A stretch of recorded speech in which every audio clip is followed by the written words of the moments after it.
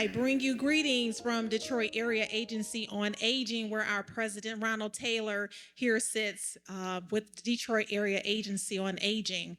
We want to say thank you all so much for coming out to this year's Regional Transportation Forum on Diversity, Equity, and Inclusion. We also want to say thank you for the National Aging and Disability Transportation Center and U.S. Aging. This is just a hot topic. I'm excited. There's been a lot of conversation going around. So with that, we're going to go ahead and progress through the agenda. We have a wonderful forum ahead of you, great panelists, great presenters here. So with that, I am going to turn it over to our Vice President of Planning and Program Development, Ann Holmes Davis, to take us further into the agenda. And again, welcome everyone. Good morning, everyone. I'm excited to be here today and to have all of you to join us at this Regional Transportation Forum on Diversity, Equity, and Inclusion. We are very pleased that you're here today to take a look at the impact of diversity, equity, and inclusion as it relates to better serving older adults, persons with disability, and other individuals within our community who need to get to the right place at the right time to get services and get connected to the community.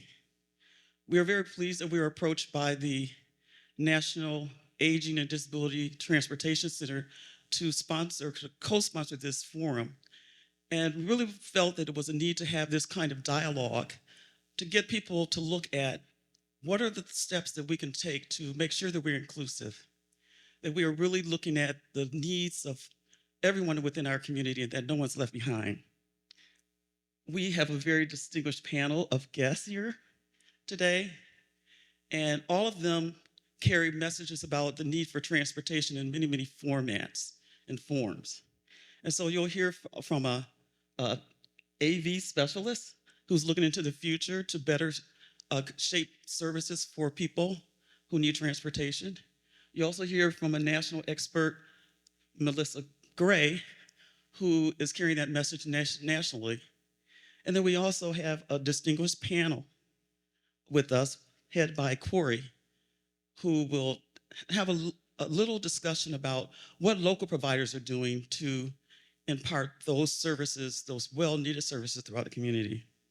Now, before we get started, there is a QR code on your table. So at the end of the meeting, please take some time to take a picture of that QR code and do a survey, because we want to share with the national leaders who's in the room and what you think about transportation, DEI, and your summary of your satisfaction with this particular event. So please do that right at the end of the event. Before we get started, just wanted to note that we are very pleased to have Melissa Gray with us today. She is Assistant Director of Transportation for the National Aging and Disability Transportation Center. And she comes to us from Washington, D.C.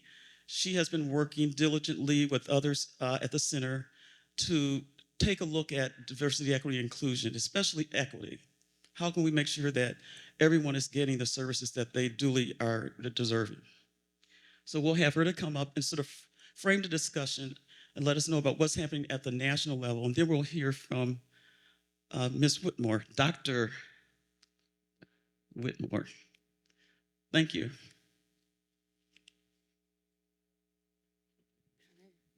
Good morning, everyone.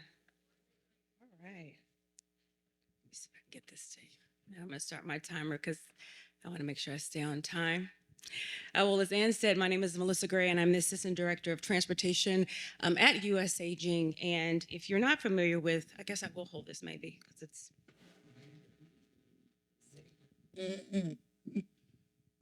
That'll work. If you're not familiar with U.S. Aging, we represent and support the national network of area agencies on aging, as well as the Title VI Native American programs across the country who are helping older adults and people with disabilities and caregivers live with optimal health in their community. U.S. Aging runs the National Aging and Disability Transportation Center in partnership with Easter Seals, and we are, I think, maybe one of 8 at this point, federally funded technical assistance centers funded by the Federal Transit Administration. So I am super excited and pleased to be here today and approach Ron Taylor at our annual conference just this summer, and had a chance to talk with him and told him this idea that we were wanting to connect with some local programs to do some forums across the country, and he happily accepted. And at that point, I've been working and just partnering with this wonderful team at Detroit Area Agency on Aging for this event. So glad to see all of you here, and excited for a wonderful dialogue as well today. So I know all of us in this room are familiar and know that the population of the United States is increasingly becoming older. We are an aging population. And as this population continues to age, it's also becoming more racially and ethnically diverse. But when we think about transportation for older adults and people with disabilities, all too often, these transportation options are either limited, they're often lacking accessibility or affordability, or they're just not available in many areas when you think about some rural communities. And so accessing transportation for older adults and people with disabilities can be challenging. As you know, we have maybe some end users and some riders in the room today, and many of us who use transportation. But for individuals who are from, historically marginalized or underserved communities, connecting with transportation options can pose some unique sets of challenges and barriers. And so I do want to read this quote. Sometimes, when I talk a lot about transportation equity on a presentation, I always like to, share this quote with the audience from the late Elijah Cummings that, in my opinion, kind of sums up, transportation and our decisions on how we determine where transportation should go. And so he says, our decisions about transportation determine much more than where roads or bridges or tunnels or rail lines will be built. They determine the connections and barriers that people will encounter in their daily lives, and thus how hard or easy it will be for people to get where they need and want to go. And I also heard FTA Administrator Neria Fernandez talk about transit and transportation as this great equalizer, particularly for those in underserved communities like tribal communities, rural areas. And she said that this could really mean accessing, transportation could really mean the difference between isolation and opportunity. And so you think about, transportation, a lot of times people want to interchange transportation and mobility, but they really are two distinct concepts. Mobility is being able to move in your community, to live where you want to live, to go where you want to be able to go. And transportation is the means, how folks can get there, access healthcare, access social opportunities, access opportunities in general. And so as a center at the NADTC, we definitely recognize the importance of shining a light on transportation issues that impact older adults and people with disabilities from underserved and marginalized communities. And we want to ensure that local communities like here in Detroit are involved in these efforts. And so with the remainder of my time, I just want to share a little bit of what we are doing from at the national level. And granted, I think she introduced me as a transportation expert. No way an expert. We are all students and learning every day on what we can do to move the needle forward with transportation equity.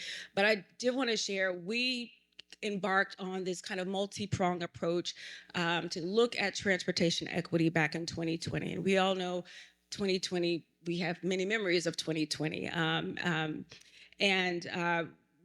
because of the heightened awareness of equity and diversity and inclusion around that time, we really felt the need to really put a focus on equity as it related to transportation. So we started that in 2020 to collect some information. What we really wanted to do, and before the pandemic hit us, was we wanted to go across the country and talk to local communities and have local programs do events and find out what was going on in the communities.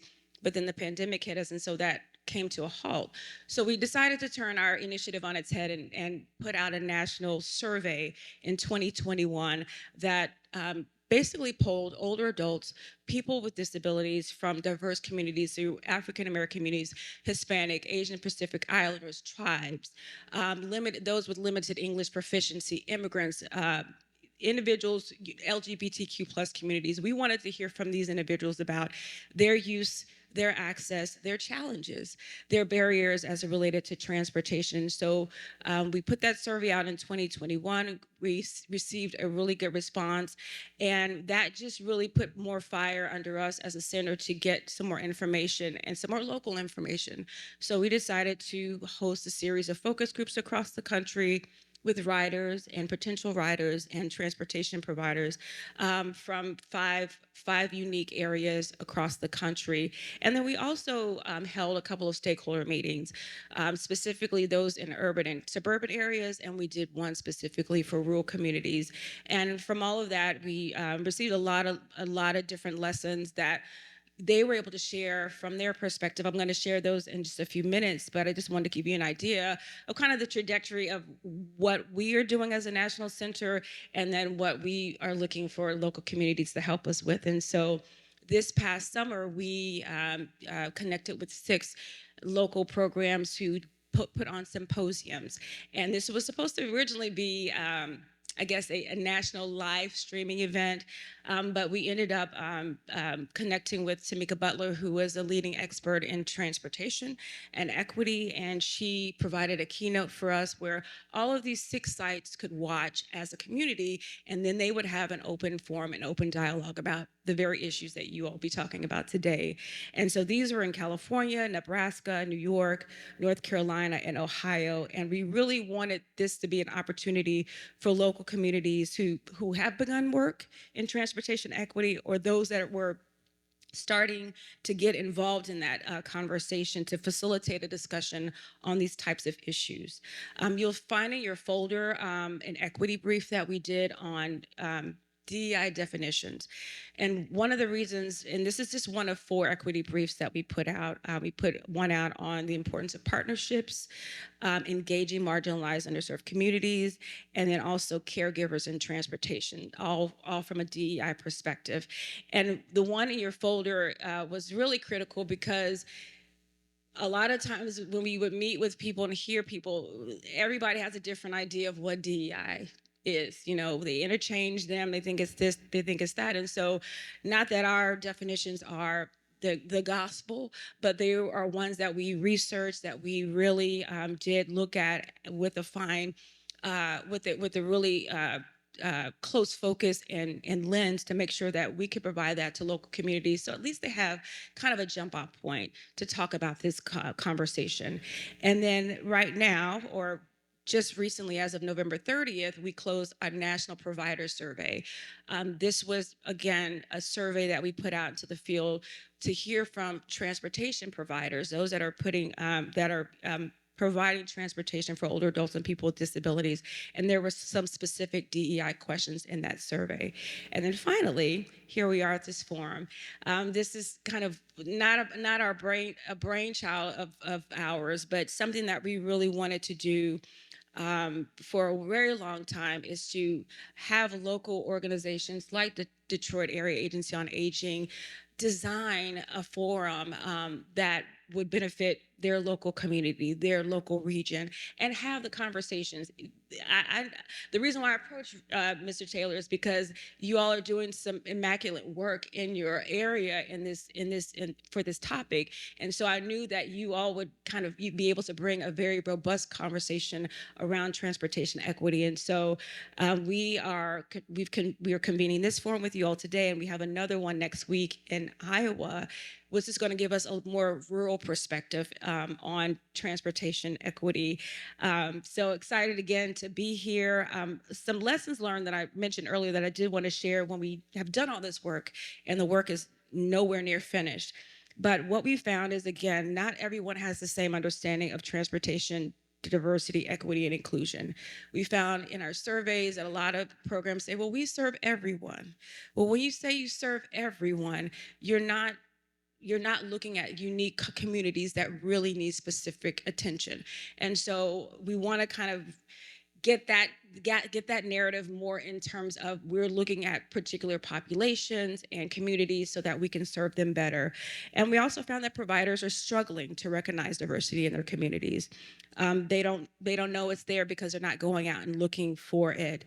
And then finally, when we have these conversations about DEI, especially in the focus groups, a lot of people wanted to focus more on disability, how I'm treated as a person with a disability versus how I'm treated as a person from the LGBTQ plus community, or how I was treated as a person of color.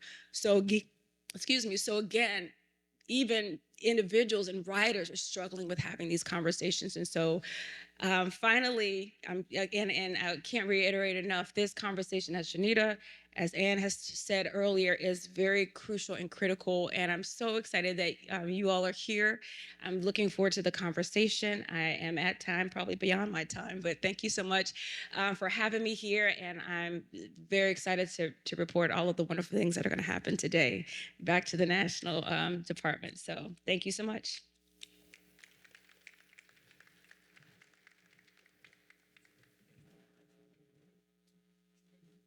We have a slight change in our program, and Mr. Taylor will be coming forward with a special announcement.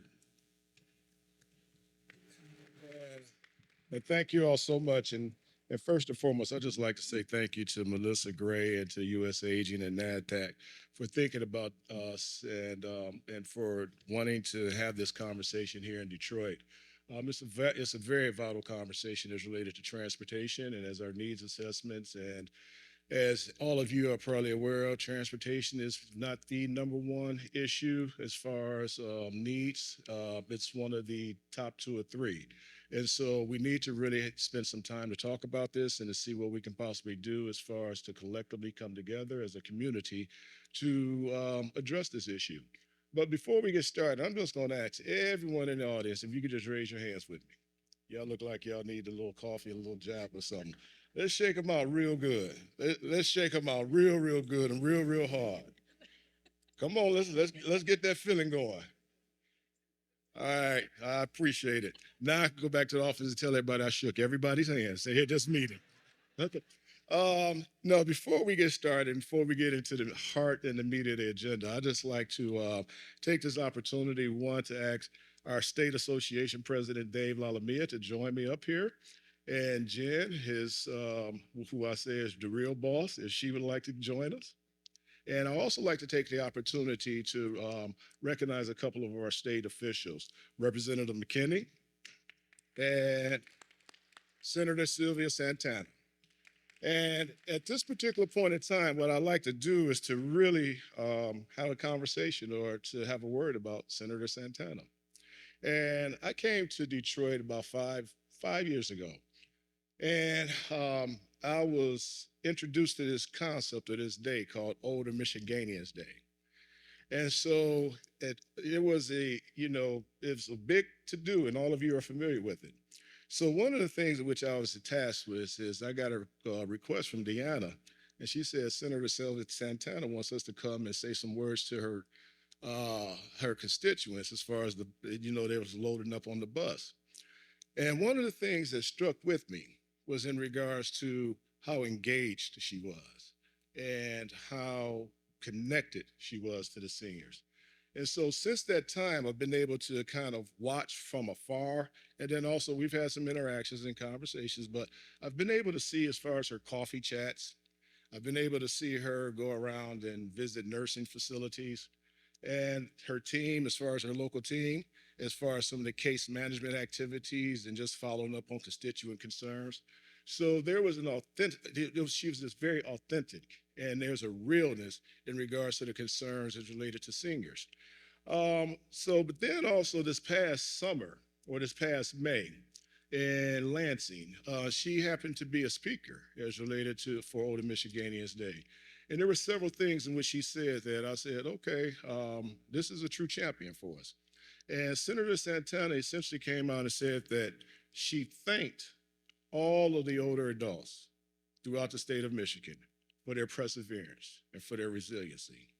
She also spoke about the value and how essential older adults were to the vibrancy of communities. But the one thing that really stood out to me was that she said that we all must be champions and advocates for healthy aging. And I said, okay, that's powerful, that's strong. But then I said, well, sometimes we got to back it up in our actions. And she did. And I say this because, Senator Santana is very busy, and her bio reads is related to a who's who. And I can share things with you about her serving her second term in the Michigan Senate. I can share things with you about her being one of the hardest working individuals in Lansing by serving on 11 committees. I could share with you that she is the chair of the Department of Health and Human Services Appropriation Subcommittee, but that's not what I want to tell you what she did. What I'd like to share as far as what she did is she actually, throughout her tenure, she has ensured that our region and that our community has been represented. She's been a supporter of older adults and our network. And this is exemplified in the fact that throughout this past state budget, Senator Santana advocated and voted to support the appropriations of $6.6 million for senior needs. I'm not finished, though. I'm not finished. Senator Santana also advocated and voted to support the appropriations of $22.7 million as related for health services in southeastern Michigan. In addition to that, Senator Santana advocated and voted to support the appropriations of $5 million for the creation of caregiver resource centers. And so with that being said, we'd just like to thank you, Senator Santana, for your advocacy and your work. And what we would like to do at this particular point in time, and on behalf of the 16 area agencies on aging throughout the state of Michigan, who we all collectively serve older adults, we proudly present Senator Santana the 2023 Legislator of the Year Award. And I would just say if we could just applaud and just thank her for her commitment and advocacy to keeping aging issues at the forefront of the legislative agenda. Senator Santana.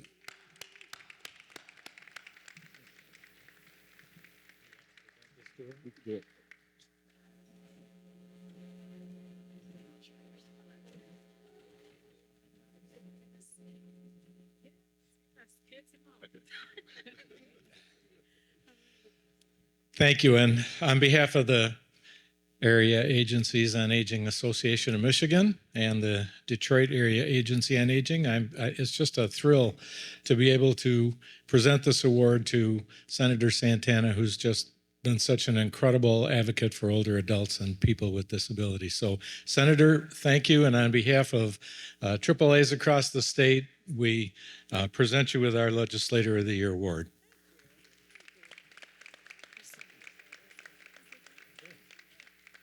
Thank you. Well, good morning, everyone. I'm glad that Mr. Taylor said, everybody shake, because I was going to say good morning and get everybody stand up and get the blood flowing. So I'm happy that he beat me to the punch on that. But it is an honor to be here today. See my colleague, Representative Donna Kennedy, who's diligent and always in the community as well. So it's an honor to see you also here today. But I was thinking, about the conversation that's going on around transportation, and it brought me back to 2020 when I ventured to start my master's program at MSU. And one of our assignments in the marketing program was to think about transportation for senior citizens. Now, most people currently, they still want to live independently. They don't want to bug their working children, and they want to still be able to get around. And so at the time, we were talking about autonomous vehicles and how we would market it to the families to be able to still get seniors around the community, but yet their families could still, continue to live their lives as they currently do. Well, we're not quite there yet. But it's an honor to hear so many stakeholders at the table today having this discussion on how we are going to continue to support our elder population in our communities and in Michigan and its in totality. So I'm looking forward to continue to have those conversations as well as we continue to go through the process here in Michigan with our budgets. I just heard recently that we need more volunteers for Meals on Wheels programs in our communities. And so we have to continue to make sure that we're checking on our neighbors and supporting them as well. So I look forward to continue to have those conversations. I'm very grateful for this honor. Definitely it's the work that you do that inspires me each and every day to get up in the morning to make sure that I'm giving 100% to all of our constituents. So thank you all who are here today, who are a part of this dialogue and continue to be a part of the dialogue on how we continue to support our grandmothers, our aunts, our loved ones, our neighbors in the community. So thank you all so much. And thank you again for this honor. And I look forward to continue to have the discussion. So thank you all. God bless you.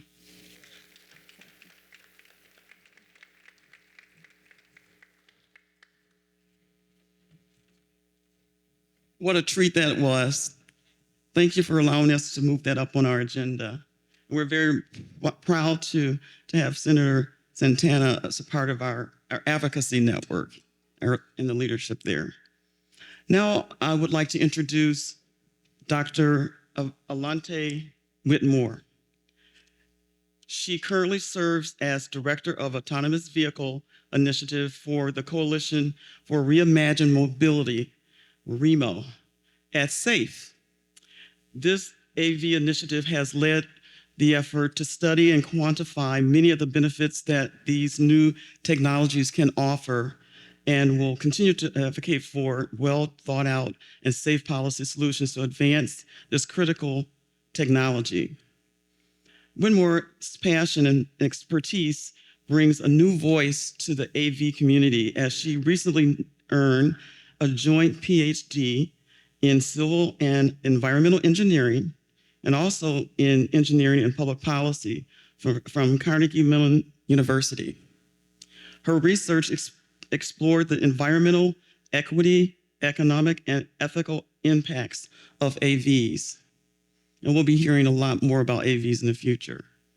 More specifically, she assessed the integration of AVs with other modes of transportation and travel to ensure equity and accessibility while maintaining cost efficiency, which is important to benefiting the disadvantaged, the disabled, and the elderly, and the society as a whole.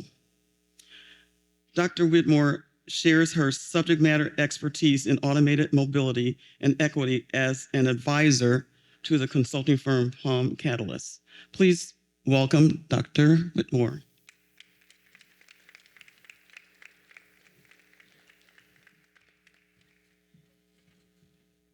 Hello.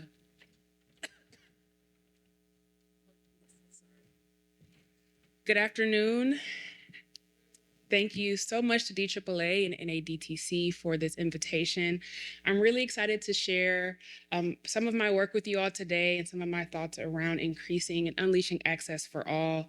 It's even more special because I am a Detroit native.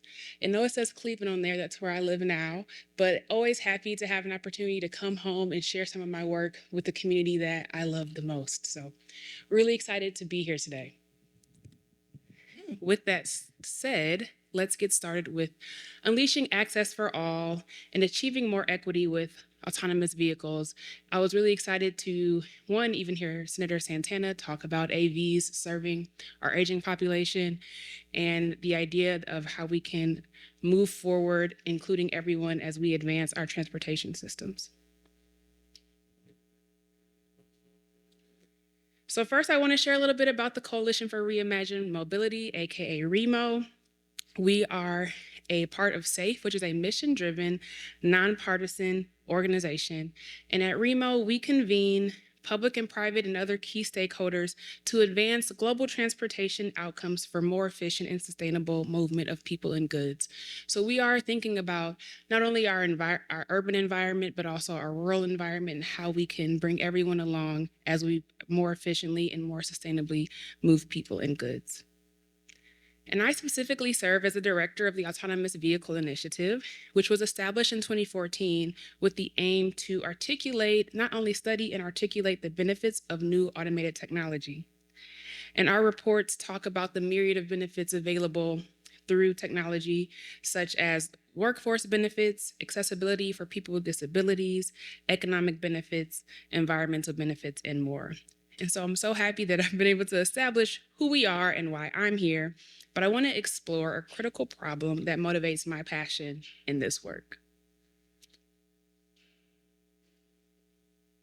So we have a problem, okay? We have a problem around our transportation system right now, and it is far from perfect.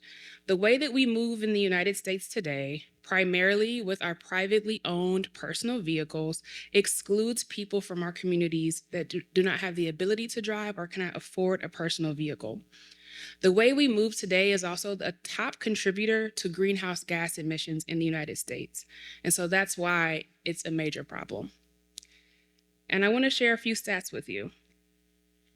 There are 197 million Americans who do not have adequate transportation, meaning they do not own a personal vehicle. And even if they are living in a place that has viable public transit and reliable public transit, their commute is twice as long. The average public transit commute in the United States is 47 minutes, where driving by your personal vehicle is 26 minutes. So there's a large disparity in how people are able to access the things they need in the time it takes them to get where they need to go. Secondly, 25.5 million people grapple with travel limiting disabilities. And this underscores this critical need for accessible and inclusive transportation options that cater to their specific requirements, ensuring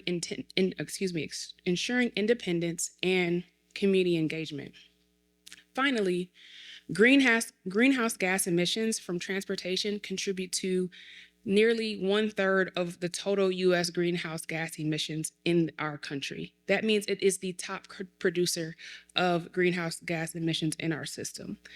And so we have a problem with our transportation system, as it is a lack of supply, an adequate suite of options to make travel equitable, and we are using a high polluting option right now.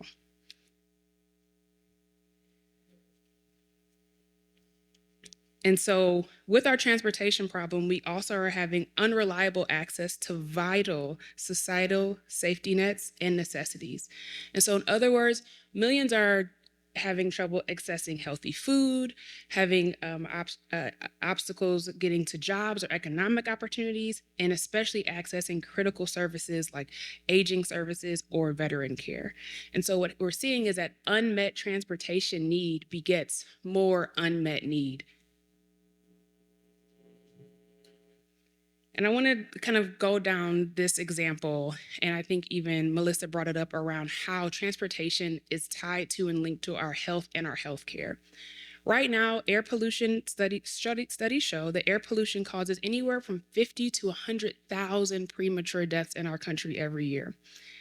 And more specifically, people with disabilities and our older adults are even more vulnerable to environmental hazards. So air pollution can aggravate things like heart disease, lung disease, and even diabetes.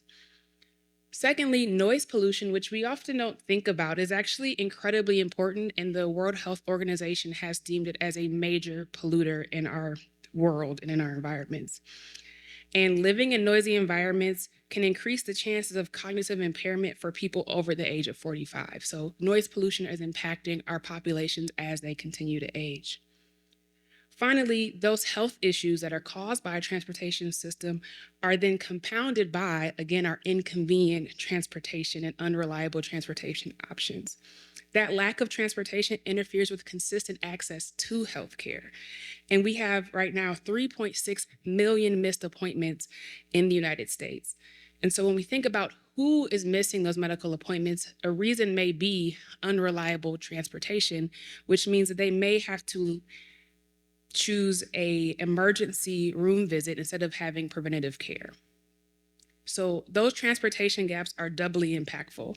They impact our individual health, and they are our access or lack of access to transit makes or breaks our healthcare experience. Further, I want to say that our individual risk still has an impact to our society and our economy. Those 3.6 million missed appointments are equal to $150 million in cost to our healthcare industry. On top of those missed appointments, many Americans face an additional burden due to air pollution, paying an average of an additional $2,500 in medical bills. And those are the costs that we are dealing with and experiencing right now. One study from McKinsey estimates that the $320 million a year that we spend in the US right now on healthcare could balloon to $1 billion by 2040. And so that means the average healthcare cost to each individual will, starting now at $1,000, will grow to $3,000 per person. And so these persistent health inequities are exacerbated by an inadequate transportation system, and it increased healthcare costs for both individuals and our society at large. And so I really wanted to use this example when we're thinking about older adults and people with disabilities who are needing our transportation system and our healthcare system, and how they are directly linked, and how it's so important that we address this problem. And so I want to share one pathway, and I want to be really important when I emphasize that. I know when I come into spaces talking about AVs, AVs are a part of the solution. There are many, many pieces of our transportation system that need to be addressed. But the wonderful thing about the world we live in right now is that we are having a new opportunity with transportation as it continues to advance, new technologies to help us answer questions and create solutions. And so I do believe shared autonomous vehicles can address some of the transportation gaps in our system, and they are our pathway to unlocking access for all. They can do so by addressing some of the physical limitations of our current suite of transportation choices. They can relieve the economic burden for agencies and individuals, and support improvements in pollution mitigation and increasing transportation equity and reliability. And so how can SAVs, shared autonomous vehicles, unlock access for all? It depends on the need of each city, but I want to share a couple of common business models that have evolved since the introduction of this technology. First are robo-taxis. We're all familiar with an Uber, a Lyft, or even a taxi cab as how we get around when we might be in a new city, or even in our city. And while research findings are mixed around the efficacy of those services, our Uber or our Lyft, robo-taxis would operate in the same way, but at the end of the day, these types of services do fulfill a need. They're fulfilling a need for folks who are not connected to transportation systems. They're fulfilling a need for folks who need to get where they are and are unable to drive for whatever reason that they may have. And under certain circumstances, they do work, and they actually have positive impacts to existing transportation systems. But it just depends on what city this is being applied in. Next is first and last mile service. So this is when maybe public transportation is available, but it's a further distance for certain people to access it. And so it provides a linkage from, say, one community to the nearest public transit service and back and forth. And so this is a really great option for when micromobility options aren't viable. So when we think about, I know in downtown Detroit, we have lots of scooters, which is a micromobility option, but that's not viable for every city or for every user. And so first and last mile service using autonomous vehicles allows there to be a more equitable option for getting folks to and from public transit.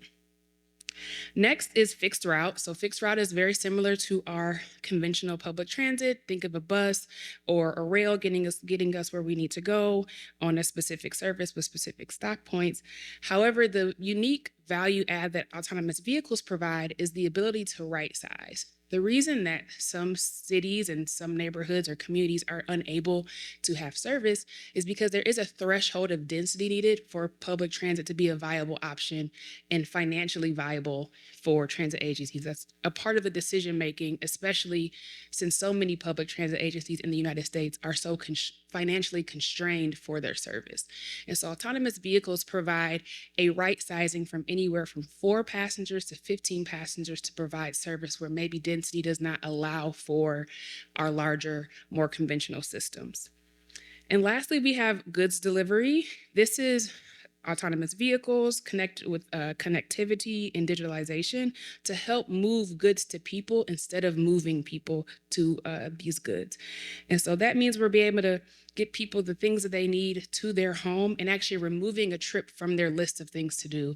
And I know in the world we live in, sometimes we would love one less trip to have to make to get things done, right? So that's where goods delivery can come in and also be a viable option for individuals who may have a need. And so I think it's a really exciting time. I think that we have a new solution in our toolkit and that we can add to our transportation option. And so we talked about the needs that SAVs can fill, but I want to also talk about how they can improve our wellness. All right, so this is actually from a recent study we completed, a case study that looks at how a city can reduce the pollution in the presence of autonomous vehicles. And this is a robo-taxi deployment over the course of 10 years. And so on the left, this is the map of our case study city and the particulate matter, which is a indicator for air pollution presence in the city. Prior to the autonomous vehicle deployment. And what you see is the dark red are the areas that have the worst air quality. And the lighter yellow areas represent the places in that particular city that have the best air quality. And if you look at the lower right corner of this particular case study city, this is where a lot of our marginalized communities are living, older adults, BIPOC communities, low-income communities, people who are maybe immigrants. And so this is an area that has worse air quality and is in need of also a better air quality. And so over the next 10 years in our deployment, we saw that particulate matter concentrations can decrease by 40% in our case study city. And so that is what our right map shows. All of the red sections have become light yellow, which means they are having an improvement in their air quality. And this is really important because that means cleaner air is giving these or creating healthier communities, especially in those neighborhoods that have been historically having to bear the brunt of air pollution. And so by reducing air pollution, we're promoting better health outcomes for everybody. Next, I want to take a look at noise pollution. As I shared, it's a really important thing that we're not talking about enough. So I was really excited to get into some of this work. And so our model revealed that the noise polluting trips would decrease by an impressive 61% since the introduction of autonomous vehicles. And so on the left-hand side, we see a lot of dark. It's pretty much all the same color. And what that shows is that 80 to 100% of all the trips taking place pretty much in this entire city are noise polluting. And the reason they're noise polluting is because most of the vehicles that not all, but most of the vehicles we drive right now are internal combustion engines. So, you crank your car to make it start, it's really loud. You're driving it places, it makes noises. However, electric vehicles don't make noise. They're very quiet. The Prius had to actually add a bit of sound for people who are hard of hearing so they know that the car is there. So I said that to say they're very, very quiet. And so as we integrate more autonomous vehicles that are also electric, we are able to reduce the noise happening in our communities. And that's what you see on the right, where what was all purple now has some differentiation. There's still room for improvement, but we are able to incredibly reduce the amount of noise polluting trips. And so this remarkable decrease not only enhances our urban living conditions, but also underlines the potential of sustainable transportation solutions to addressing our environmental concerns right now. And so I've shared our problem, I've shared a pathway and how it can improve not only address our needs, but improve our wellness. But I want to share a bit of policy that we recommend at SAFE and Remo. First, it's important to prioritize government engagement and and input. And when I say that, I mean it at every level. It starts at the federal level, where US DOT and NHTSA, which is the National Highway Traffic Safety Administration, has to develop a pathway for full-scale deployment. That's manufacturing, that's also the workforce piece, and we need to make sure that AV companies that are committed to serving the United States are able to expand their service and address unmet need. With that in place at the federal level, state and cities can focus their bandwidth on policies that address access and mobility according to their local need. And that allows for a variety of public and private partnerships. And finally, it's always important that there's an iterative feedback loop with riders and the city and state stakeholders to improve and fulfill achieving the goals that the city and state have assigned. And so this conversation has to happen at every level. It's essential that every seat is full at this table, or else autonomous mobility will not work. Next, creating incentives that increase uptake. And so as companies are considering service expansion, public sector investment is a leveraging tool to shape transit equity outcomes. So again, linking those incentives for autonomous vehicle companies to bring service to an area with the access and equity outcomes that are established by that city or that community. And creating incentive programs that have clear service parameters, let it be geographic, time, service, cost, the location of it, that can help ensure that the benefits of the technology are equitably distributed within an existing transportation system. And finally, I'm going to keep saying this because it's so important, an iterative feedback loop is needed. This is a new technology that has to be refined. And so we have to document not only the operational pieces, that's very important, but the social and economic impacts so that we can continue to march forward towards our goals. Lastly, we have to promote inclusive design. This is not new. I know I'm probably preaching to the choir here of how important inclusive design is, and including and thinking about all the different unique needs that people have for their transportation system. But I always think it's important that I emphasize how critical this point is with autonomous vehicles. We cannot let universal design be a aftermarket product. It needs to be integrated into design right now. And so it's important that we are considering all the different user groups, people with disabilities, our aging population, people with intellectual disabilities, and making the progress right now, and again, integrating it into our system. And I have a great opportunity to talk to many of these companies, and they are prioritizing the design of a fully autonomous product that offers access to everyone. But it's important that we continue to come to those tables and have those conversations and provide our insights that they can then iteratively refine their product and make sure that it includes everybody. And so I do believe AV technology can be designed with the unique needs and concerns of all individuals in mind, promoting greater accessibility and inclusivity. And so I want to leave you with this. We have a problem, like Beyonce says, America has a problem, right? We have a problem with our transportation system. But autonomous vehicles are a tool, not the tool, are a tool to our toolkit, but it needs succinct policies tied to equity, accessibility, and sustainability. And with the policy recommendations we've made, we believe that we can create a transportation landscape that has more access and less pollution. I went ahead so you all see that much of what I've shared today could be found in our latest case study, which is Environmental and Equity Implications of Electric Shared Autonomous Vehicles in Urban Transportation. And you can scan the QR code to download that document, that study, or find me afterwards for more information. I want to thank DAAA and NADTC again for this opportunity to share my work and share my passion. Happy to answer a few questions, and then I will turn it back over to the team. Thank you.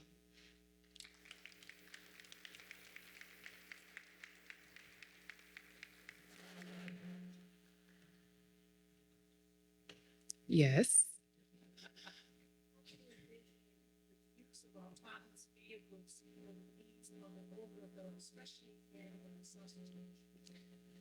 The question was, how do I envision the use for older adults in Southeast Michigan? Is that with AVs?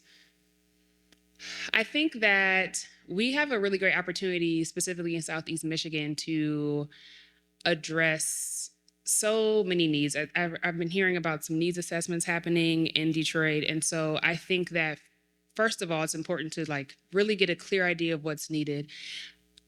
As a Detroiter, I recognize our transportation system has opportunities for growth. And so thinking about where, again, autonomous vehicles can right size and provide support where needed and kind of go into those pockets where maybe our full bus system may not be able to support. And so that's a starting point, I think, for figuring out where that need is and then seeing where the right sizing opportunity is available.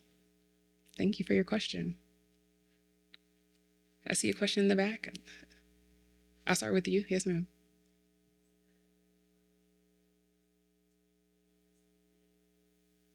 So there are multiple options. The work that I did in my dissertation was specifically focused on low-speed vehicles. So they're about 12.5 miles per hour. So they are going relatively slow, which is a very comfortable, safe, and steady state if you're going around a city. So there's opportunities for both our regular speed going with the flow of traffic and also low speed. The gentleman here.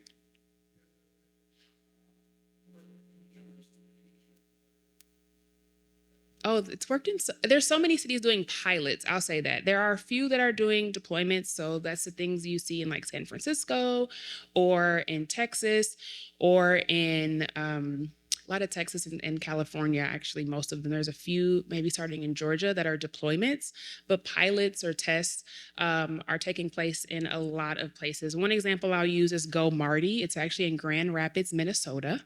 It is a very rural town. They serve mostly veterans. A lot of wheelchair users are there, and it has been extremely successful. I'm really grateful that the boutique consulting firm that I am an equity advisor for is the project manager for that work. And so they're actually going to be doubling up and expanding that project extending that project because it's been so successful. But I have lots of examples, but that's a good one. Any other questions?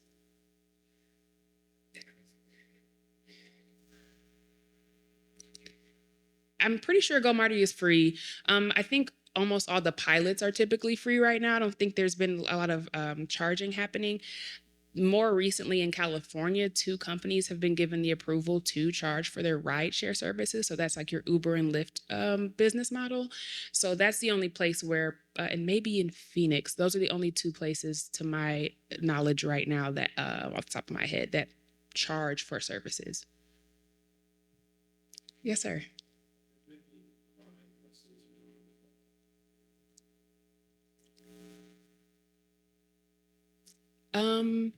What do you define as crime? Like people being attacked or? Mm-hmm.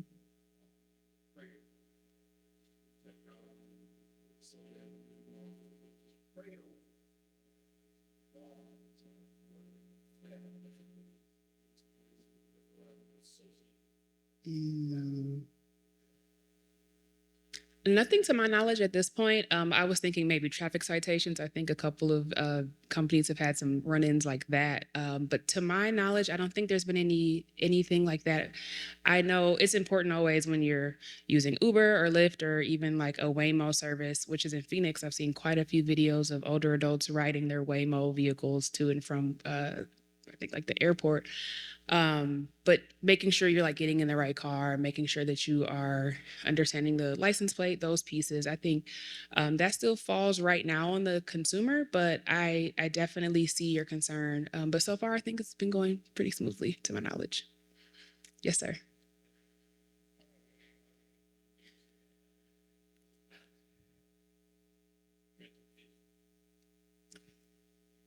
The question was, how far away are we? I think when we think of fully autonomous under every single circumstance, the time horizon is longer. I think when we're considering very specific use cases, which is why I like to talk about the business models, a first and last mile, a fixed route, I think we're ready for those types of services. I think the pilots we've seen and the growing number of pilots prove that it's really effective. And I want to say there's an NCDOT, so North Carolina DOT did a project where they had a fixed route in Cary, North Carolina, which is a suburb of Raleigh. And there they stopped at like a park, a senior service community space, and a couple other locations. And it was really successful. And I think it's really about creating a policy environment that allows these services to come into play. I think that is the missing piece. And that's why I'm excited to do my work, because I get to try to make that happen. Thank you. Yes, sir.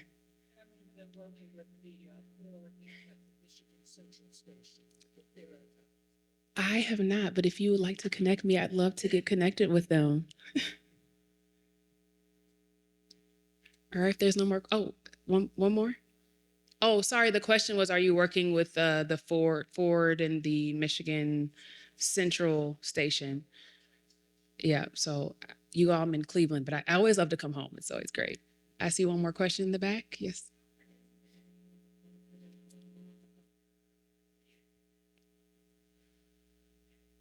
Well, I will say that what I know for most of these companies, they're still remote operators. So there's a way to immediately access someone if you're having a challenge.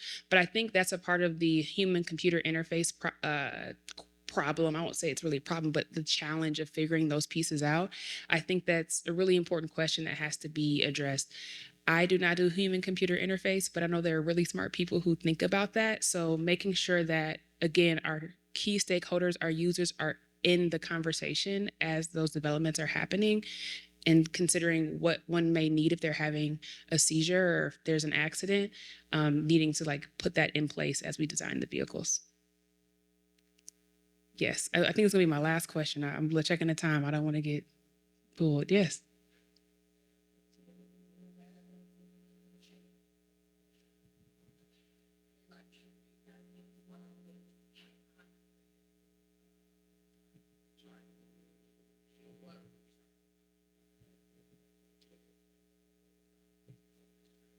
So the question is about the time for providing service over, I guess, a day and the amount of charging.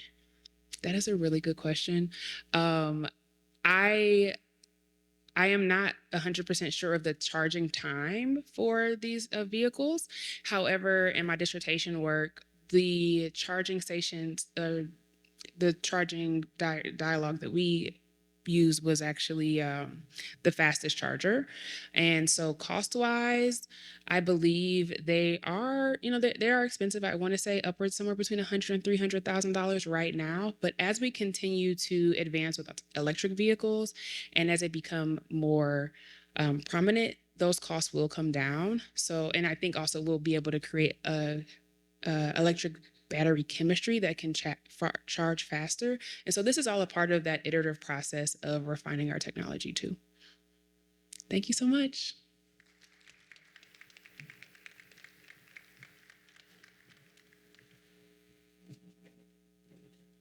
And just like to thank Dr. Whitmore for that wonderful presentation and also for the questions. And I am not facilitating this conversation, but I just wanted to come up here and just say that we also have someone that I didn't recognize earlier, and I would like to recognize at this time, along with our panelists that's a very powerful group of folks that we have here. But we're also fortunate to have Amy O'Leary here from SEMCOG, who is the CEO and president of the Southeastern Michigan Council of Governments. And that entity actually leads the transportation work that's occurring within our much larger community. So I just wanted to make certain that Amy was recognized, and if you have any questions, make certain that you, she probably won't get me back for that, but make certain that you speak with her also. So I'm turning it back over to Ann.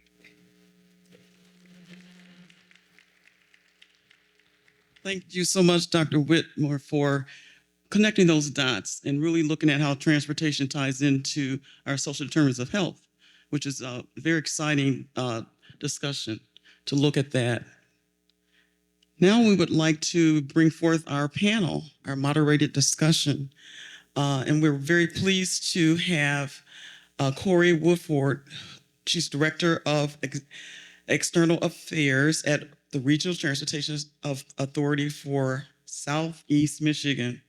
Corey has been around the transportation space for a long time. She's currently Director of External Relations with the RTA, bringing experience from previous roles in the United States Senate, the United States House of Representatives, the City of Detroit, and the American Diabetes Association. Corey also holds a BA in journalism, like me, and she attended Wayne State University to get that degree. She also has robust skills in policy, community outreach, public policy, policy analysis, public speaking, and more. And she's truly a contribution to the industry. She will make a few remarks about RTA, and then she'll get our panelists introduced and warmed up, and then we'll get our discussion going about diversity, equity, and inclusion in the transportation space. Corey?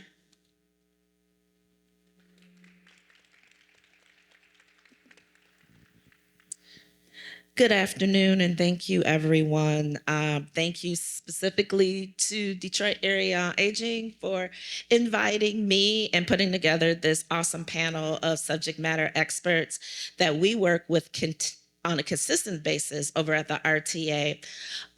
Just briefly, the RTA, or the Regional Transit Authority, we are the oversight and governing body for all transportation across Southeast Michigan.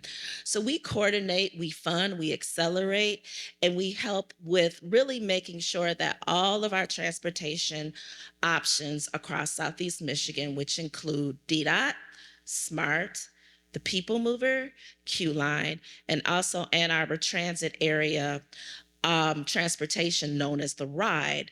We're all making sure really that they're properly funded. So with that being said, I want to make sure that I take a moment and introduce our panelists, and then we'll talk a little bit. I'll ask a couple questions and then turn it over to you all to see if you do have questions that you would like to ask our panel. First, I have Obami Bell Torrance. She is the outreach manager for DDOT, and she has been an asset to DDOT for 4 years. Beginning her career with DDOT in the marketing department, she quickly distinguishes herself through strategic insights and dedication to fostering connections within the community. She holds a master's degree in broadcast journalism as a testament to her dedication to effective communication. And in her role as outreach manager, she continues to be a key player in shaping the positive impact of the Detroit Department of Transportation in the community. Her strategic vision, combined with her expertise, ensures that the department remains closely connected with the people it serves, fostering a sense of collaboration and shared progress. Next on our panel, we have Tiffany Gunter. She is the Assistant General Manager of SMART. And Tiffany is the Deputy General Manager and the Chief Operating Officer at SMART. She is instrumental in leading the agency into the future with planning and community engagement to transform SMART into an engaged and responsive mobility agency. Tiffany earned a Master of Public Administration and a Bachelor's of Business Administration from the University of Michigan, Dearborn. And we have Megan Owens, who is the Executive Director of Transportation Riders United, or as we affectionately call TRUE. TRUE is a Detroit-based nonprofit with over 20 years of experience advocating for improved public transportation. Megan coordinates and oversees TRUE's advocacy, education, fundraising, engagement, and she is also a regular source for the news media. Megan has worked with all of our agencies that are here on the panel.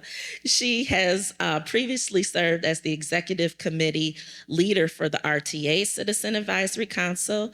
She's worked with Oakland County Public Transit Authority, who oversaw SMART bus service in Oakland County. She's dedicated to ongoing learning, and also she has an extensive education background as well, working in Michigan State Park. She's a graduate of U of M School of Natural Resources and Environment. So as you can see, everyone is very well versed in transportation and truly subject matter experts in this field. So we know that the topic, and we're here today to really discuss diversity, inclusion, and equity. Always we hear these words, they're always intertwined. There's diversity, there's equity, there's inclusion. Diversity is making sure that the room is diverse, that different people are in the room. Equity is making sure that those different people are all on the same playing field. And then inclusion is making sure that they are being heard, their cultures and their customs are being accepted. So that's really how we break down DEI, which is always kind of like acronym for diversity and inclusion and equity. So I would like to start off by asking each panelist, how has your agency advanced transportation DEI in the community? And I will start off at the end with Megan and have her kick it off.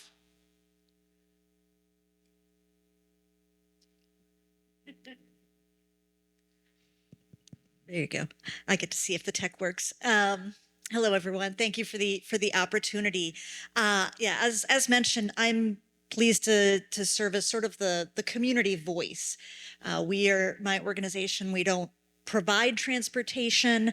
We don't run the service, but we serve as a connector.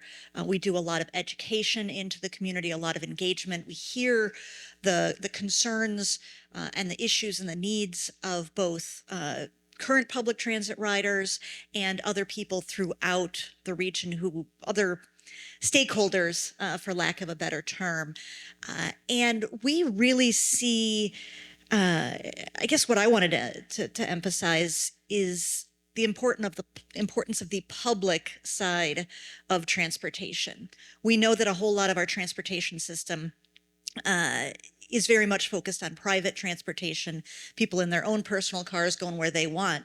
But that by definition is inequitable. It fails to address, a privately centered transportation system fails to address the needs of the people in our community who have the greatest challenges, and to truly respect diversity, equity, and inclusion, we need to make sure we have a robust, a fully funded, and a broadly accessible public transportation system, so everyone has that access to whatever those opportunities are. I think Ms. Gray mentioned earlier that, yeah, transportation is really the difference between isolation and opportunity. And I thought that was a great line. So, yeah, I think I'll stop it.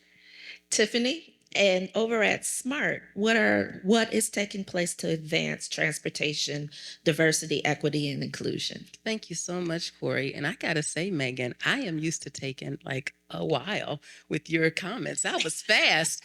I've been working with Megan for 20 years, and I don't think I've ever seen you hand over a mic that quickly.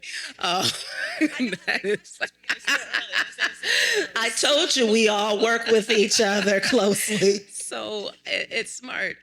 We've heard a lot of really sophisticated conversation about DEI here so far today.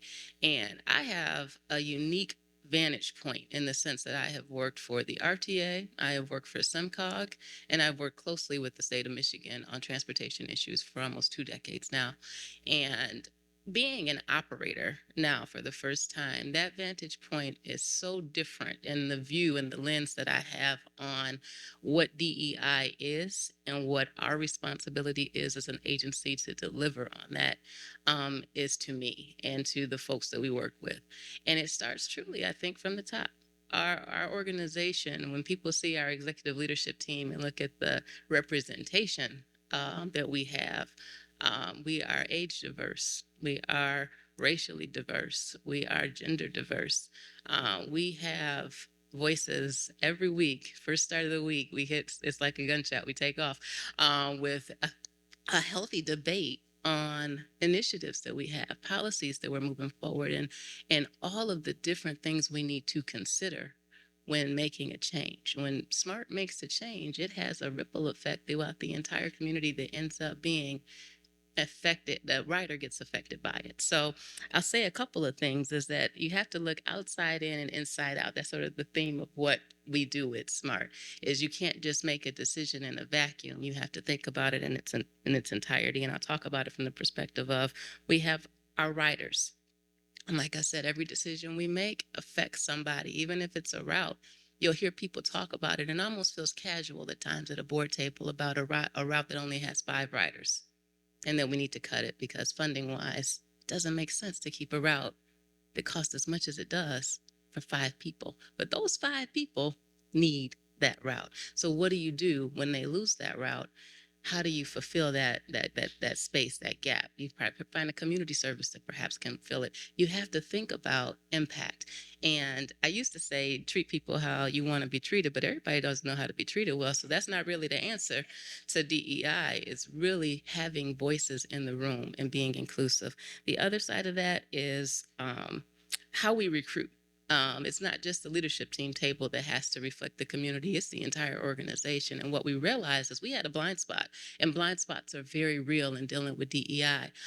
When I worked with Amy at SEMCOG, we wrestled through some DEI initiatives, and people assumed, and I think I can say this safely, Amy, that I had answers because I was a Black woman. I didn't have all the answers because I'm not the only population that gets disadvantaged. I had to learn and listen and grow, and knowing that even when you have experienced being disadvantaged, that you still have to listen, you still have to interact, because you're not just fixing problems of the past, you are focusing on what the future will look like for everybody. So you have to have some humility in how you approach DEI.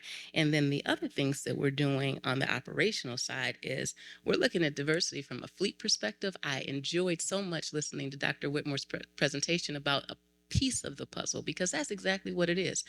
I got a whole host of ATU drivers that if I say autonomous vehicle to them today, I lose my job. That doesn't work.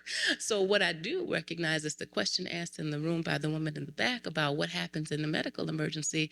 Those drivers then could potentially become ambassadors. I got to be thinking about how we keep our jobs intact and how they matter and how they're necessary. Not just a job for the sake of a job, but a job that's necessary. And I think there's a very valid reason for having folks continue to be on that vehicle, even if the vehicle is being driven autonomously. In the way that we deliver our service, and this is where I laughed at Megan handing the microphone over early, is because she usually dogs us out pretty tough first. But she was nice today, so I'm gonna dog us out before she does. And having 1 hour frequencies does not help people if you're late and if you miss a run. That means somebody could lose their job that day. And so we recognize that we have to increase frequency, but it's all interconnected. So I think I got a couple more things I could say, but I can answer that during the panel. But what I think that is very necessary to understand about the vantage point that we have is that at the federal level, they start the conversation. That's the beginning of it. At the state level, they create an agenda. What MDOT was able to do in restructuring their department, so that DEI really is the framework through which they're doing their transportation policy work, has changed the conversation at the SEMCOG level, so that when SEMCOG goes out and touches every city, village, and township essentially in Southeast Michigan, they can have a different conversation because they're following the example of what's happened at the federal level, now at the state level, now should be permeating through the local levels. And then the transit agencies are so fortunate as to receive all of that and have the responsibility of delivering service. The last thing I'll say on the diversity, equity, inclusion side is that first mile, last mile, first 5 miles, last 5 miles that Dr. Whitmore was talking about with the piece that we can start with. We're piloting a program right now called Flex in some communities, not all, because it's a pilot and we got to figure out what it looks like, because reality behind that is you got to fund everything and we are not flush with cash. And that really helps people in their neighborhood dial a ride and know that they're not going to spend more than $8 to get where they have to go within a certain zone. We're in the midst of a study and analysis right now called Smarter Mobility, where we're studying how do we expand those 5 pilot zones through the entire service area to reduce the reliance we have on just the fixed route system that doesn't always come through for folks. If you can hail a ride and get within your 10 minutes from downtown to Farmington Hills every single trip, right? And so creating options, having a transportation ecosystem is what gets to equity and inclusion in public transportation. And I think I'll shut up now, Corey. I talked longer than Megan. Ayobami, can you give us a lens into DDOT? A brief lens into DDOT. Actually, that works out. I will keep it brief because a lot of things that they kind of build up into what DDOT and we do share, especially with Smart. We definitely share a lot of the same, I guess, challenges, especially when it comes, we mentioned frequency. We do realize that is a huge issue in some areas. Like I said, we have some routes that run a lot faster or, that you're more reliable. Than some areas, they are waiting for an hour, they're waiting 30 minutes, or if that bus is missed or, there's no one there, and then that person's waiting another hour. So they're losing, like I said, an opportunity to go to the doctor's office, work, jobs, and all that kind of. So these are things that we are addressing. A huge, what I would say in our advancement, the focus has been recently is with our input. We are welcoming all the input and we're working on the feedback. So we're hearing from our riders, and that's the biggest thing. We want to actually hear, so we're trying to work to meet the needs. The biggest thing is, we've said it sounds like a broken record with not having enough drivers to meet some of these needs. So we are working on, we have a huge campaign with employment. So we're getting hiring in, we're getting some bigger numbers. So that's part of the welcoming too. So we are working on that level. One of the huge projects is DDOT Reimagine. That's something that we have done huge outreach with. That's something that we are reworking our whole system so that we can kind of fill these gaps where we weren't able to fill before. But part of that, this is not a quick fix. This is something that we are taking into phases, and it's something that's still in the process too, because it's something that we don't want to release or we can't not release because it wouldn't be fair if we don't have, like I said, the drivers and the actual the workforce behind it to make what the people want, what we want to make happen. So it's a work in progress. Another big win before I hand over would be now that we have in-house paratransit, we have shown a big improvement on the accessibility as far as reliability. And there's information on that too. But that was a huge area for people who aren't able to ride the fixed route, so they're able to take advantage of that. And now we have more control over it, and the numbers of customer complaints are way down, and the ridership has increased. Thank you. Thank you so much for giving those opening comments and opening thoughts. In the interest of time, I am going to kind of combine some of our questions. And I know that this organization has strong community outreach. Just the work that Detroit Area Agency does in the community and the senior community is so vital. So I want to kind of take the conversation into community work and to talk about the community partners that each of your organizations have built, True has built, to really foster the spirit of DEI in the work that you do, because we know you can do it, but if you're not letting the community know that it's being done, how do we know it's really being done? So I want to kind of talk about some of those partnerships that you guys have fostered to bring those diverse voices to the work that you do on a day-to-day basis. Who would like to take that one? Okay. No problem. Okay, so we have a couple of things that we started over the last year and a half to 2 years, I'd say. Now, in terms of community partners, I don't want to confuse the two. We have over 60 folks with little transit buses out in the communities that offer services for seniors and job access, things like that. What I'm going to focus on is the actual community partnerships for our communication with the public. So one thing we just started, and I'll start backwards, is our sounding board. And I'm going to give DDOT a shout out. This is rare. So you saw it here first. Smart's giving DDOT a shout out. There you go. They do a monthly community meeting from 5 to 7, and they listen to customer complaints. They try to offer information. Oh, I'm sorry. You can't hear me? So DDOT has done this for quite a while. And so we hadn't been doing that. And I'll give you so one thing I am, and I think folks that have worked with me for a long time know I don't blow smoke, I'm pretty honest, is we changed our board meetings, and we did it slowly. So when we went into the pandemic, we went into a virtual space, right? And so everybody was doing comments online, and everybody kind of stopped at the same time, and SMART did not. So when our board made the decision to be consistent with most other public agencies with respect to public involvement, it was not meant with great enthusiasm from the public. I say it that way. I think that's fair. So we met with, and I oftentimes our team talks with True and other advocacy groups and say, you know, what can we do? And they said, well, can you create a space for us to share where we're not limited by 3 minutes and we don't have to be in person? It took me a couple months, but we got it. And so we had our first one last month. It was a success. We had our folks participate. Questions were answered. And it's not just show up, talk, and we placate you. Our vice presidents have to be on that call of operations and maintenance. They need to be accountable. They have to provide answers. And so they will be on those sounding board monthly meetings going forward, because that's another way in which we can get input and we can limit the frustration from the public about not being able to communicate at the board table. And other than that, I mean, we got a lot of things that we're doing, Corey, so I'm not going to take up too much time on that one. But the one most important thing I think is on the recruiting side. And that is we have a great campaign. You hear, if you turn on the radio, you hear SMART commercial, we're hiring, right? But it is an echo chamber. And that's what you got to realize. That's that blind spot piece.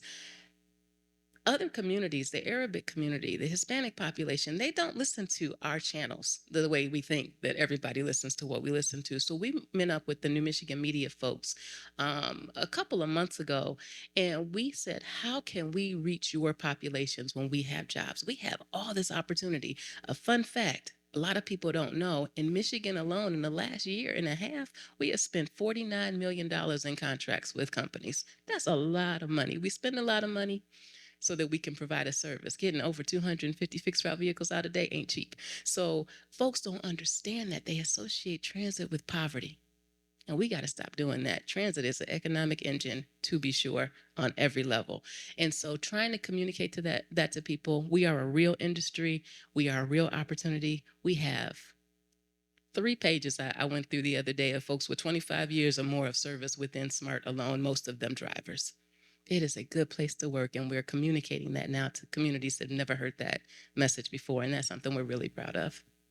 Megan, as an advocacy organization with your goal of being the voice of the community, what ways are you engaging the community in D&I practices at True? Absolutely. Yeah, we are a small organization, only a handful of staff, and so we certainly can't be everywhere and hear everyone. And while most of us do ride public transit, that we have somewhat limited experience. But what we do have is partners. There's some of them in the room. We've worked for a number of years. There was a regional elder mobility alliance where senior groups, senior advocates, and transit folks got together to really delve in and explore what are the intersections and how does the aging of the population impact transit and vice versa. So that's just one example of the types of partnerships, identifying other organizations who do have depth in a particular community. We're never going to know everybody, but somebody does. So whether it's working with folks in the public health community, one of our board members is at Henry Ford Macomb and really helping us understand the public health issues. We work with folks in the labor community and in the environmental community and then in the disability community. And those partnerships, we can then we were chatting early before the session started about how transit's very rarely the number one issue for almost anyone, but for a ton of different organizations and institutions and businesses, it's number 3 or 4 or 5. I mean, if you talk to education groups, getting students reliably to get to school is a huge issue. So with economic development. Transit's a critical part of ensuring economic development. So we're really working, definitely a work in progress, but trying to expand our partnerships with different organizations so we can help them understand what the transit opportunities and issues are, and we can hear from them what their communities really need, and we can help bring that back. So partnerships are so essential. In a wide variety of ways. So there's just, and then the one other piece that I did want to mention, I think if anyone's done research into sort of inclusion and public engagement, there are a number of key things. Go to where people are at. You can't expect everyone to come to your community meetings. You announce something. How can you go to where people are already meeting? So we do presentations to neighborhood associations and Kiwanis clubs and political and institutions and all over the place. So go to where people are, communicate in their language. That can be a real challenge, is making sure both very directly Arabic, Spanish, etc. But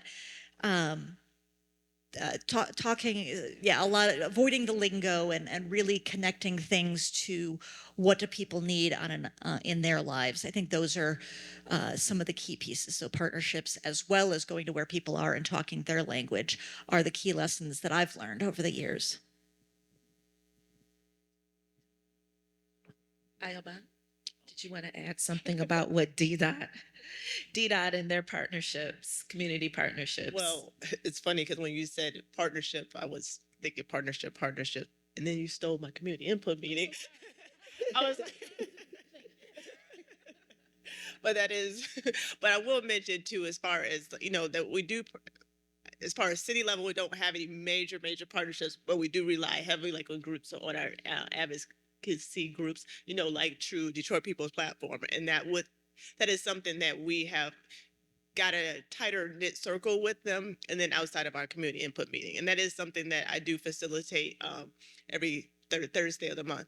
But we started, they used to be in person, and then with COVID, we did shift to virtual. But we did find by shifting to virtual that we have actually increased our participants. So we were able to reach people that we weren't able to always get to. And to Megan's point, one of the reasons too, in person, we thought, a centralized location was at Rosa Parks Transit Center, very, accessible, but people still have to get to Rosa Parks Transit Center.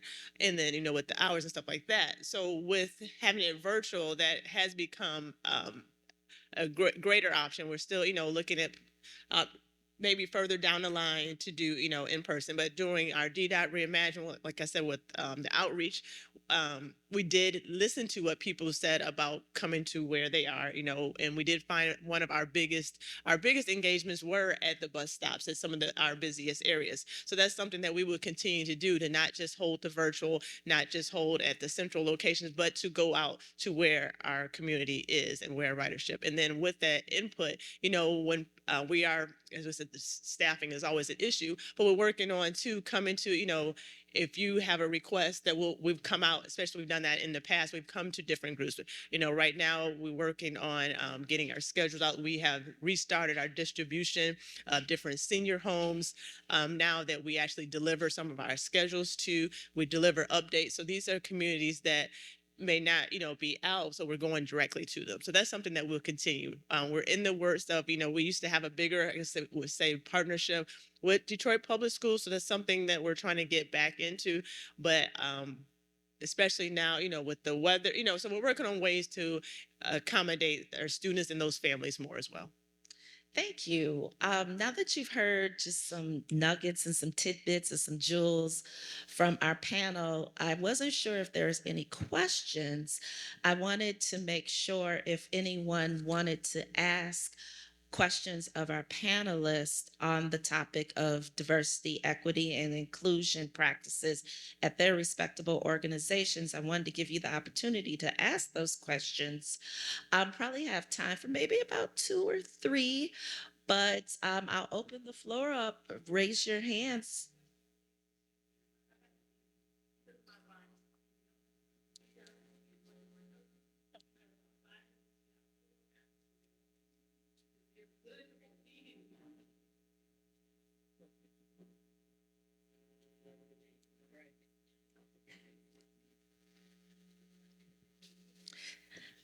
Thank you. Oh, someone is coming with a microphone. Thank you. I'm personally passionate about the needs of chair users. My father was a wheelchair user, older adult, and I'd love to hear from the panelists. What are some of the things that you're doing here in Southeastern Michigan to help the needs of chair users who are older adults? He lived in Genesee County and was able to go to his job as a paraplegic at the age of 80, 3 times a week, and my brother would pick him up. But I don't see those same type of supports here for older adults here in Southeastern Michigan, what I saw in Genesee County. I mean, I think for DDOT, all our fixed buses are wheelchair accessible, but I think for that need, the biggest thing I mentioned before would be our paratransit, the service. So that's for individuals who qualify, and then they do pick you up from a certain location. You do have to schedule appointments, but if you qualify, they pick you up and they would take you to your destination, do it back. So I think that's our biggest thing, and just making more awareness of it, because I do realize I've gone to events that people don't know about it or they thought it was something new. So it wasn't always in-house, but that is something that we do provide. And just briefly, we are required, it's a federal mandate that we provide paratransit. It's essentially called parallel transit to your fixed route. So just to make sure that people are clear on what that is within 3/4 of a mile of any fixed route transit service, those people can potentially qualify if they meet the criteria. So there is a stigma, and I think we need to talk about that stigma. We've had some conversation. I think, Megan, you've heard this enough, is that my own father, when needing to go dialysis, would not use paratransit because he didn't want that vehicle showing up in his neighborhood because of the stigma. And so at 6 a.m. on a snowy day when he couldn't shovel his way out of the driveway, he didn't go to dialysis. That accelerates death for those that don't understand dialysis. It is that serious, the stigma. That service has been available, and it's something that is a challenge for us because you can't even cost it out. You don't know what's coming your way. You just have to have it available. And so we try to create a budget that we know will support the historic trend, but we also recognize that the more we talk about this, and this to Ayobami's point, people don't know about. You have to educate your own boards as they turn over on what paratransit is. And I will end with this. Stephanie Donaldson, for those who remember her, I came to one outreach event with her and I tried to combine seniors and disabled. This was 25 years ago. And she read me the Riot Act. It is not the same. We all get old. We don't all have disabilities. They are separate services. The services for people with disabilities are required by us. We have to provide them within 3/4 of a mile of our transit. And one final question.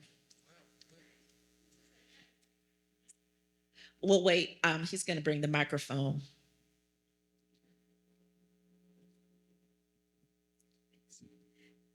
This is a kind of simple question that I had happen to me this year.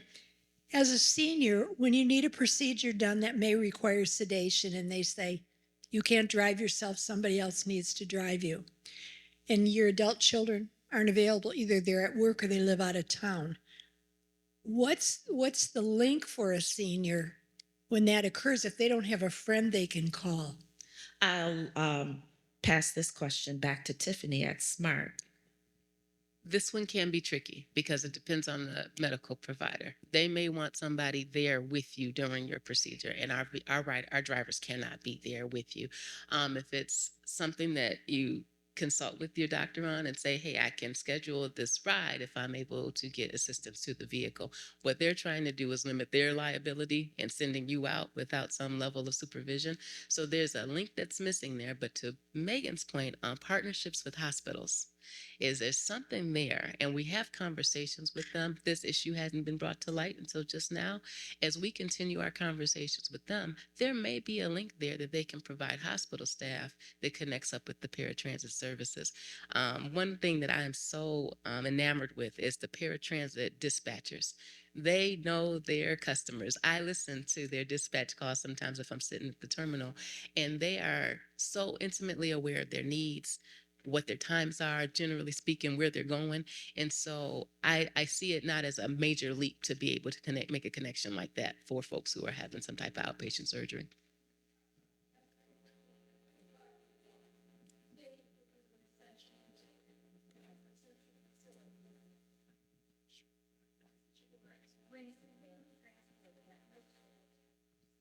Not today. Yeah, you're definitely identifying a critical opportunity, a gap that needs to be addressed. It's something the hospital systems are recognizing, and there's growing discussion as to how to better utilize existing public transit services so that you don't have to be so they don't have to be paying for ambulance services and such. I know we have to wrap, but I wanted to make sure, speaking of people not being aware of amazing services that are out there, in your packet is a flyer about My Ride 2.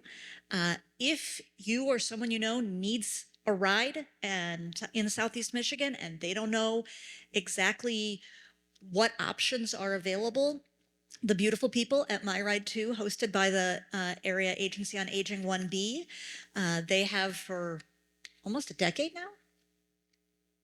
Okay, 12 years now. They have a call center and an online service to help you. They don't provide the rides, but they help you find out what's available. Is there a public transit service that would work for you? Is there a local community provider? Are you, addressing all of those different factors, because we do have quite a extensive patchwork of various transportation options. And so it's great that they can help make those connections. So on the very real, Joe needs to ride next week, this is a great way to explore what might be available. Thank you. And thank you for mentioning My Ride too. That's example of one of the services RTA does fund is My Ride too. So it just all kind of comes together as an ending note here on this panel. Can we give a round of applause? Megan, Tiffany, Ayabami, thank you for sharing your nuggets, your insight, and your knowledge. And I am now going to turn the microphone back to Ann.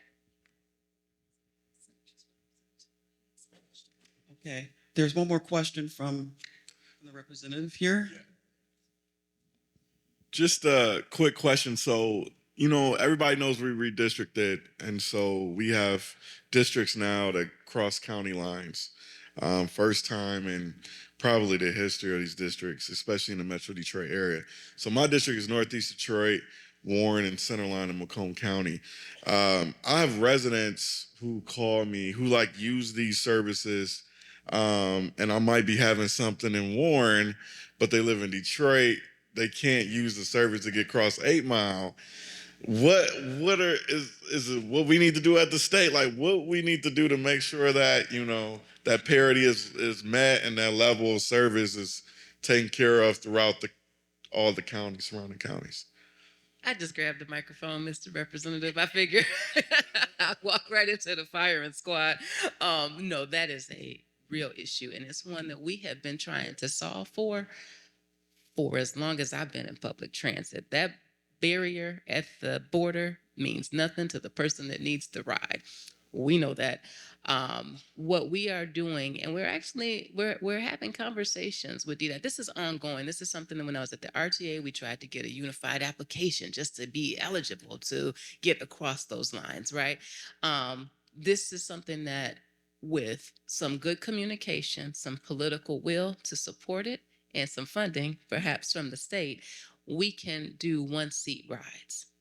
It's within our power to do it, but we also have to recognize that based on how we're funded through property taxes, I can't give services to a jurisdiction that's not paying into the system. But if it's coming from another source that says this is how we want you to direct that, then I'm free to take our most treasured population, our most treasured folks to where they need to go without them having to stop, get out, and wait on another ride. There's one other question. Thank you all. Just one question. So as communications director with DAAA, I want to be able to get materials in other languages. And so you can hold on to that and we'll follow up with you because we definitely would like to get those materials from you. Thank you so much. All of you did a fantastic job. And I would like to bring up a round of applause. Our distinguished speakers and our panelists have done a great job today, sort of framing the discussion around diversity, equity, and inclusion. What we would like to do before departing, we would like to remind you to do the survey. Just take a picture of the QR code on the table and communicate what you feel you need to during that process. And we also have hard copies if someone needs to do that.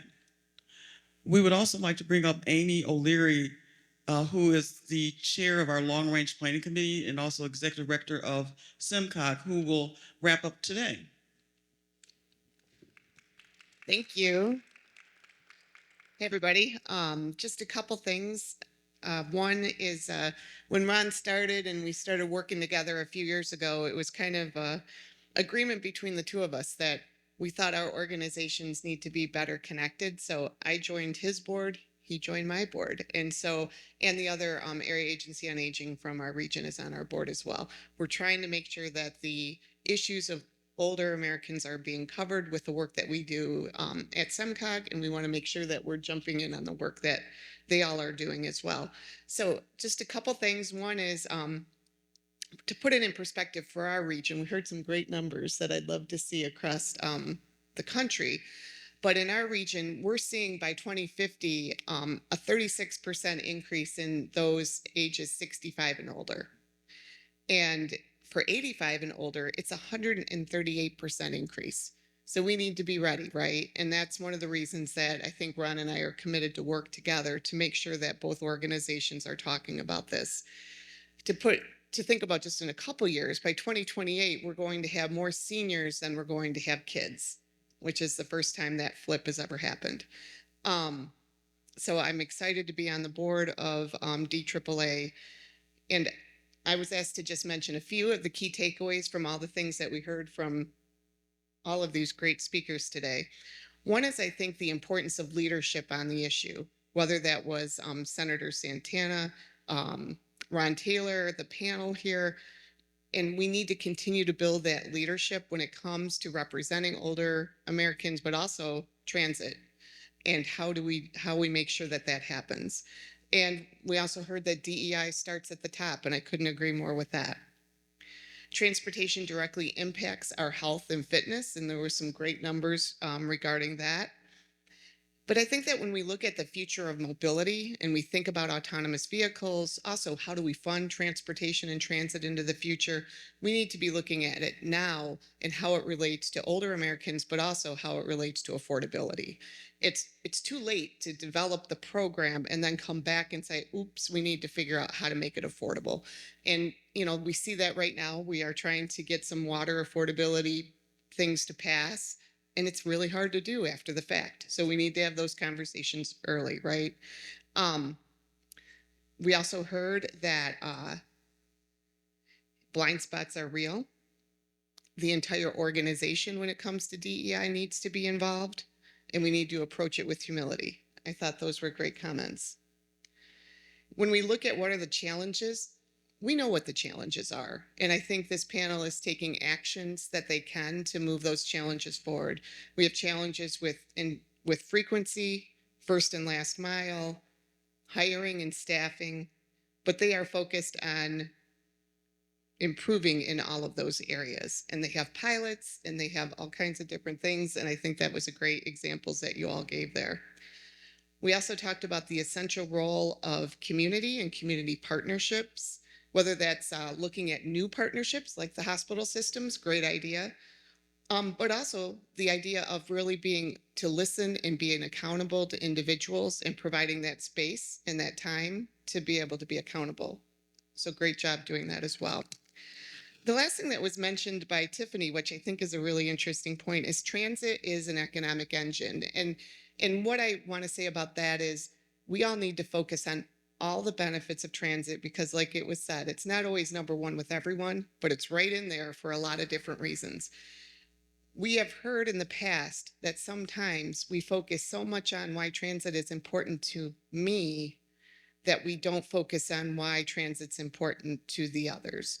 And we've heard in some of the failed millage attempts that that was part of the issue. It was so focused on, well, everybody deserves to be able to get to work, which is true. But when it came to the voting, it wasn't about them. And so we've got to look at the economy, keeping our kids, keeping their grandkids in the state of Michigan, and accessibility to jobs, all wrapped in together when it comes to the transit system.